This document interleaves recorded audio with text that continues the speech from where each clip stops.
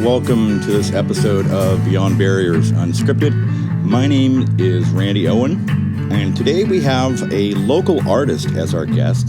Her name is Dawn Greene. Dawn and I have spoke a few times over the last couple of weeks, just kind of prepping for this interview. And Dawn, I got to apologize in advance because I've always kind of cut you short because the show is unscripted. Right. And that's, so I'm really looking forward to talking to you today.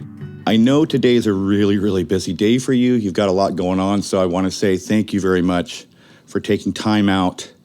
And if you wouldn't mind, give us a little bit of biography and how that relates to where you're at today, please.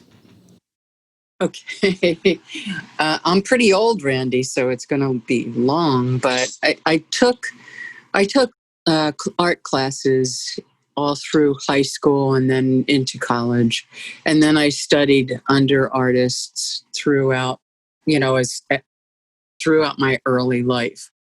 I then got married and life happened and I got a job. I put art on the back burner until about 6 years ago. So there, I cut out a lot of my life. 6 years ago, I started painting again.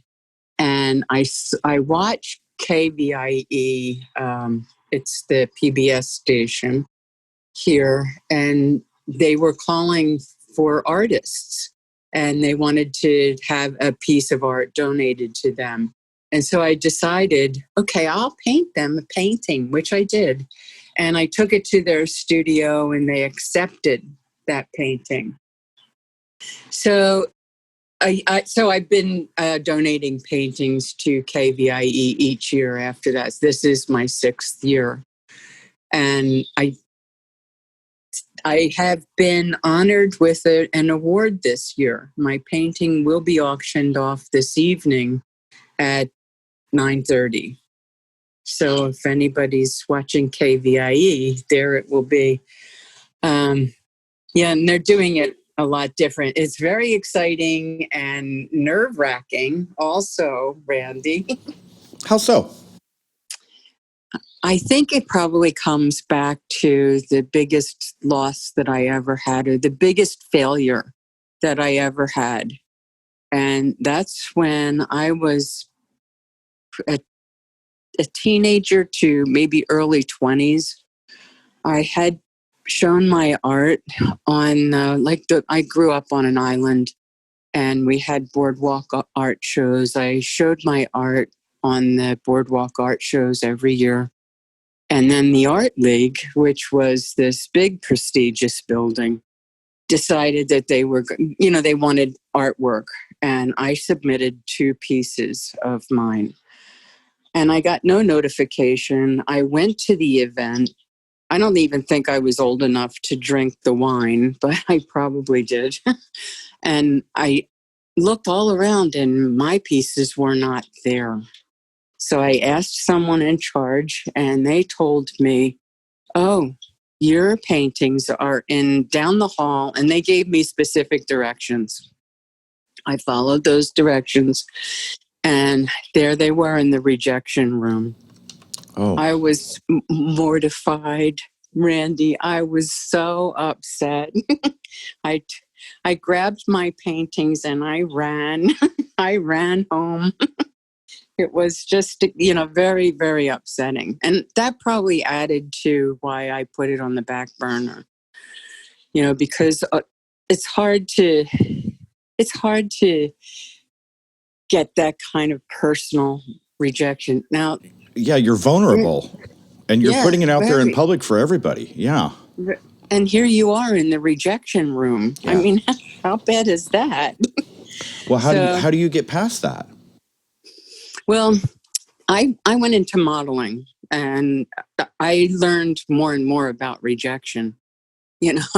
I was probably a 2nd-tier model, not top tier. Okay. But I was pretty famous. I made pretty good money. And I would be rejected by the best of them. I got accepted to a lot, but I was rejected just as many times. So I think that But the art rejection was the worst in my life. I've been rejected. Like I said, I was a realtor for probably more than 30 years. And there's a lot of rejection in that field too. So I think that your skin gets thick, or, you roll with it. But the art was just so raw, so for me to even take a painting to KVIE, I thought it was going to be more like donating a sweater to Goodwill,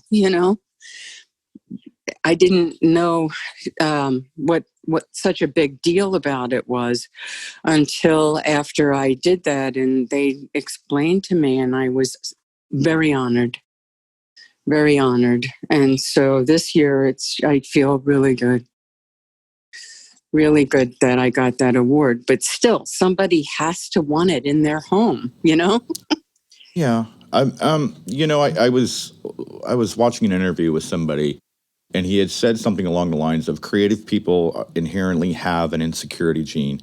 And then, and he was talking about, and then when you do create art, because art's so personal, it is, and you put it on display, and not everybody's going to like it, not everybody's going to get it. No. But my point is, there's a passion to come back from that, right? Yeah. There's a process you have to go through.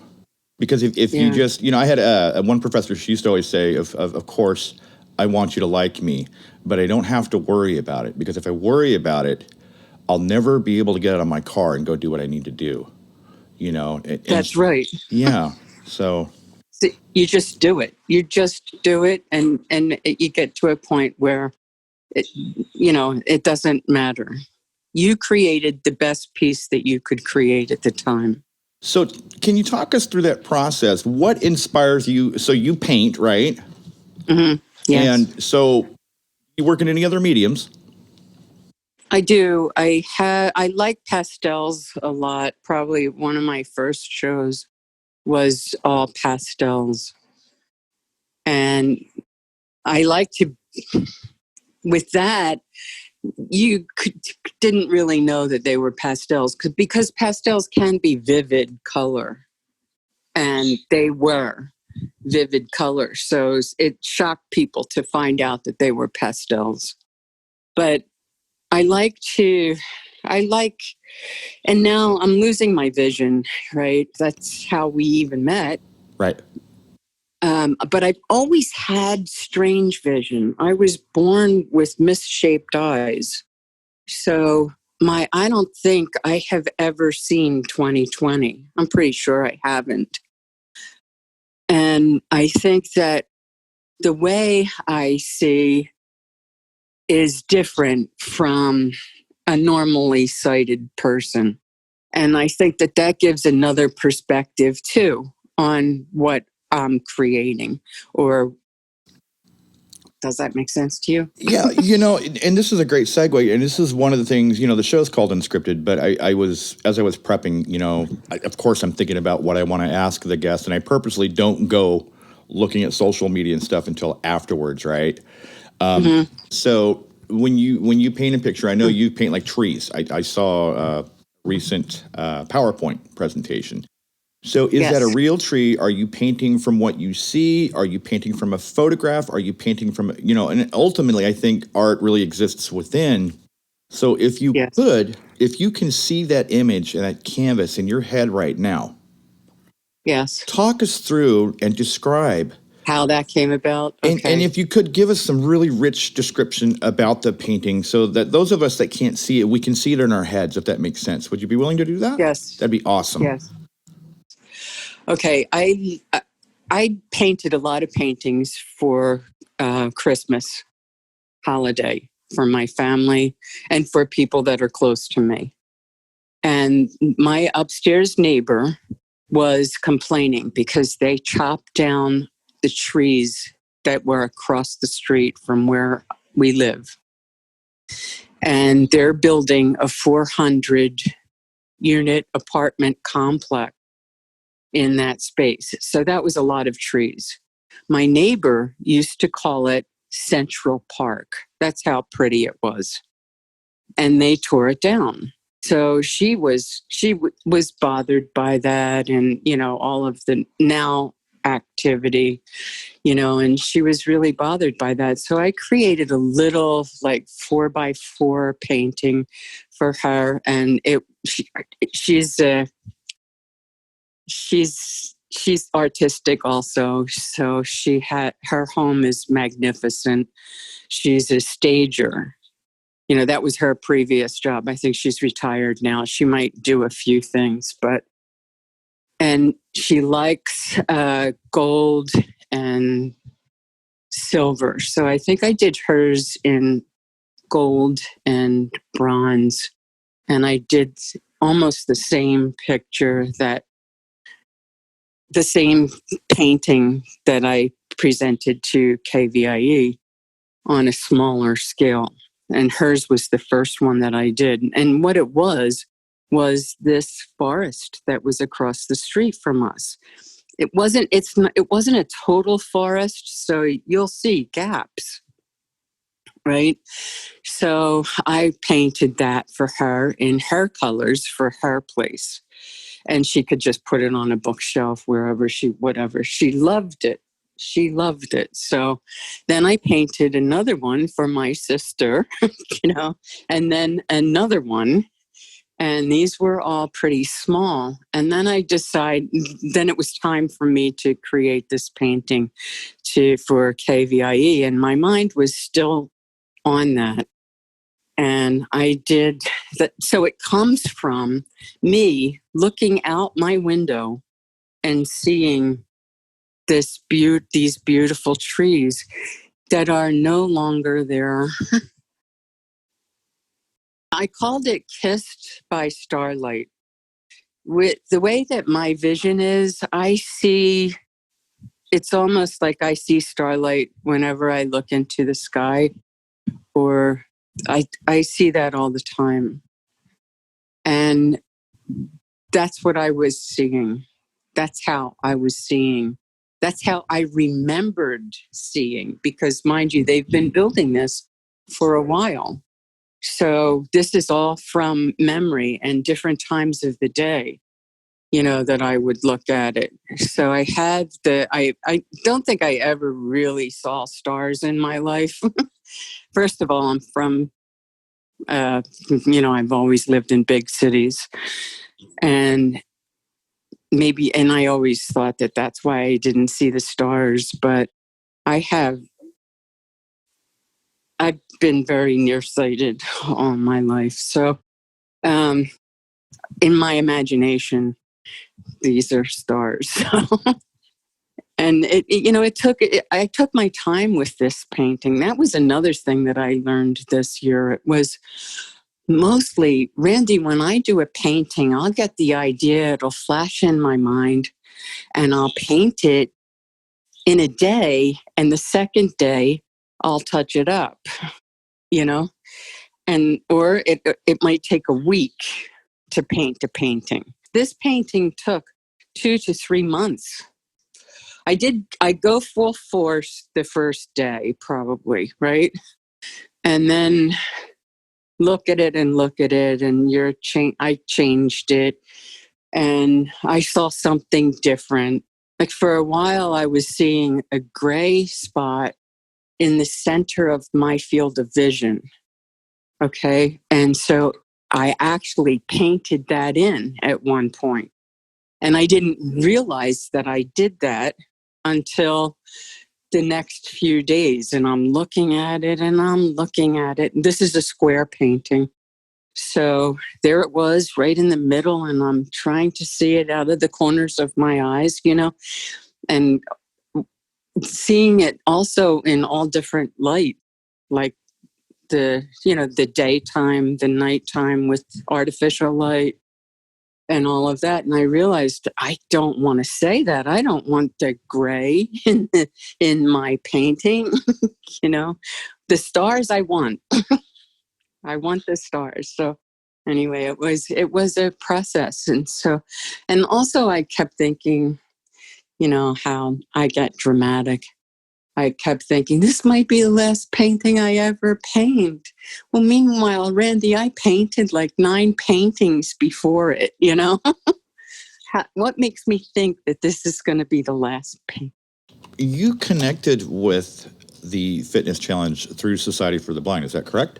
Yes, it is. So, and you're moving. Yes, I am. Can you talk about the importance of being part of a community? You know, I lived my life in the sighted world because I have low vision. And, you know, it wasn't until I was like 45 years old that I really started, I didn't have any blind friends. I was always the only one, you know, and there's something about being part of a community. And that's really, I don't want to say that's what this podcast is about, but that's kind of what inspired, you know what I mean? Yes. It's not really That's about how I met blindness. you. It's about, you know, moving beyond barriers. So my question is, where do you see yourself a year from now? Do you feel it's important to stay connected to the community, and how do you plan on doing that if so? Okay, I already have looked into that because I have great computer skills almost. I still have a lot more to learn, but I had a wonderful teacher. I'll put a plug in for Nick, okay? For Nick Westerman, right on, Nick. Yes, Nick Westerman. And I have been able to, you know, I was able to do research, and I discovered that where I'm moving is another capital city. So all of the programs that are here in Sacramento will be there too. And I will be looking into just carrying over, and probably the beginning of next year. I'll wait until after the holidays because I've got to see how this little house plays out. Yeah, it would be really cool as you build your studio. Keep us, you know, in the loop or something. Yes. There might be a way too, Randy, that because I'm only going to be now I hear it's 3 hours away. Okay. But it's only it's right over the mountains into Nevada. And it's beautiful up there. Yeah, that's what my niece was saying. She said, Aunt Dawn can paint on the patio, Mom. Well, you know, the interesting thing, and maybe this is, you know, maybe I'll edit this part out, but, you know, they've had a lot of fires. We go up to Union Valley, and we go camping up there a lot. And it's all burnt. It's all burnt down now, from what I've heard. Oh, Randy. Well, the thing is, that makes good art, though. You know? It does, and I'm thinking if you go up there a year from now or two, and you see, it's going to be gorgeous.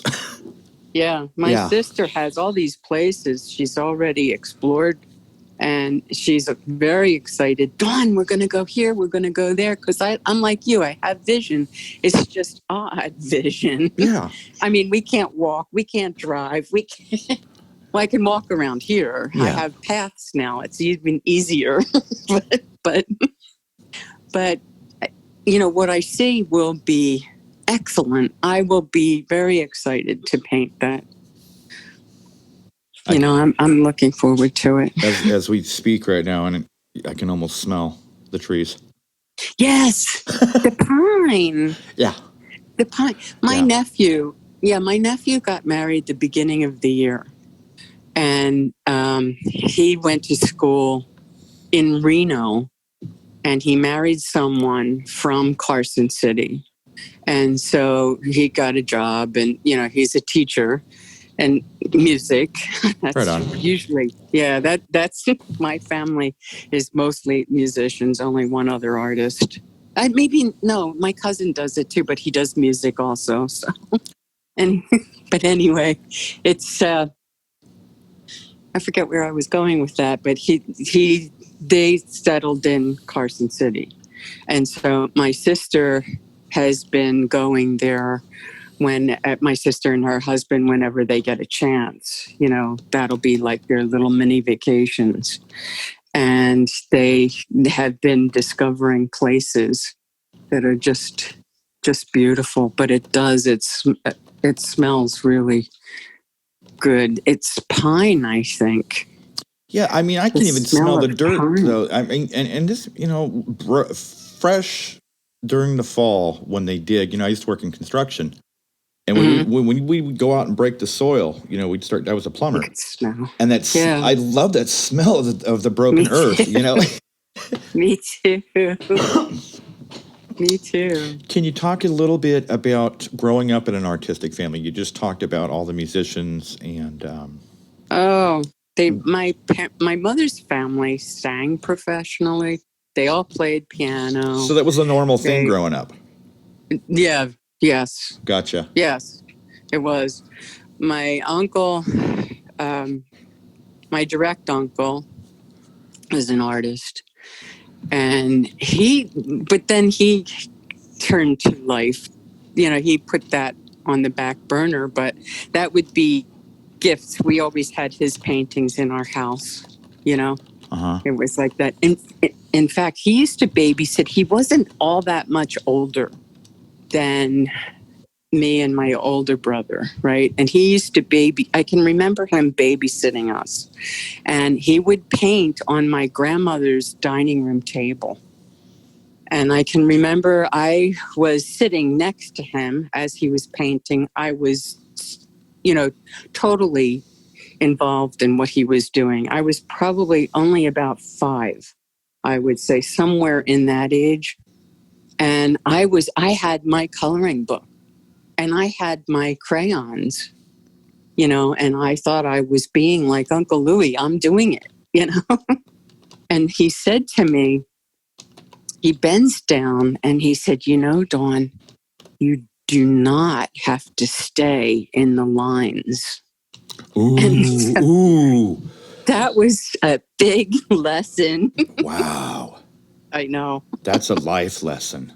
It is. Randy. You don't have to stay in the lines. You don't have to. So I can remember I even colored this something like Little Bo Peep or something with a skirt on. And I used every color in my coloring book. I just made it I had a name for it. I can't remember the name that I had for it. For the coloring box? No, for the thing that I made. Okay. Sorry. That's okay. So as you create, you name your projects. My project? Your art. I still call them projects because I work in they are projects. Music, and whenever you save a file, it's a project unless you name it. It's a project. Yeah. It's a project. Okay. In fact, I am pacing back and forth right now. And Randy, I have things packed in every place, right? Right. I don't focus on one thing, and I'm going to have to get to that point. I know it. But it takes discipline. But there are but when art happens, but like you said earlier, though, when it happens is when it happens. It's when it happens. Yeah. You do it. Yeah. You get up in the middle of the night, and that's what you're thinking about. Mm-hmm. And I'm thinking, we have that writing class too. And to get back to our community is so important. I think to me, it is to me. I have never felt so connected to people. And then I walked into the society, and I could sense it. I could feel it. I didn't have to. And Randy, it's not even spoken. It's not spoken. Yeah, no, I know. It isn't. You walk into the door and you don't feel like, okay, so I didn't have to pretend I could see anymore. Wasn't that awesome? Yes. It was like, okay, this is really great. I was so happy.